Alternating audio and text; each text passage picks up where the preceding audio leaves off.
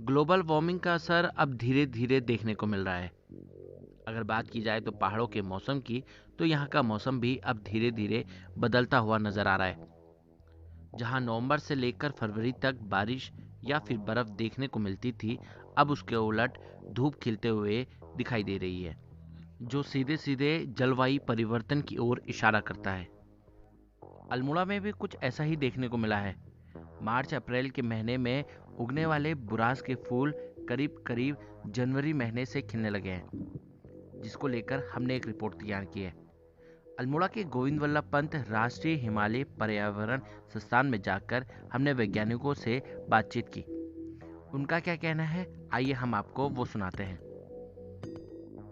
जलवायु परिवर्तन एक बहुत ही बड़ी समस्या बन गई है, जिसके कारण हमारी जो बायोडाइवर्सिटी है, हमारे जो नेचुरल रिसोर्सेज हैं, वो काफ़ी मात्रा में प्रभावित हो रहे हैं। तो हमारी जो फिजिकल एक्टिविटी, फिजिकल साइंसेज हैं, बायोलॉजिकल साइंसेज हैं, सोशल साइंसेज हैं, सभी पे उसका एक इम्पैक्ट पड़ रहा है। कहीं पे पॉजिटिव इम्पैक्ट है, कहीं पे निगेटिव इम्पैक्ट है। जैसे ग्लेशियर्स का पिघलना, असमय पे जैसे फूलों का खिलना, उसकी फिनोफेजेज है प्लांट्स की, वो चेंज होना, तो ये कई कारण है कि जिससे उनका जो पूरा जो रिप्रोडक्टिव साइकिल है, जो रिजेनरेटिंग कैपेसिटी होती है किसी भी प्लांट्स की, वो खत्म होती जा रही है या कम होती जा रही है। एग्जाम्पल के तौर पे हम कहूँ कि बुरांस में जो पहले जो मई के महीने, अप्रैल या मई के महीने में फूल आते थे, अब उसमें दिसंबर के महीने में फूल आने लगे हैं। काफल में जो अप्रैल मई में फ्रूटिंग होती थी, अब कभी कभी दिखती है कि दिसंबर या नवंबर में उसमें फ्रूटिंग हो रही है। तो ये सब कारण है जलवायु परिवर्तन के।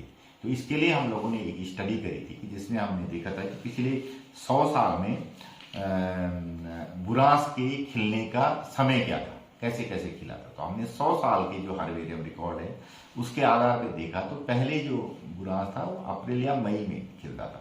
अब जब हमने 100 साल के डेटा को एनालिसिस किया हर्बेरियम रिकॉर्ड से, तो हमने पाया कि करीब 87 से 90 दिन, मतलब 3 महीने पहले फ्लावरिंग होने लगी। तो इसके बारे में हमने अल्मोड़ा के वरिष्ठ फोटोग्राफर जय मित्र बिष्ट से बातचीत की।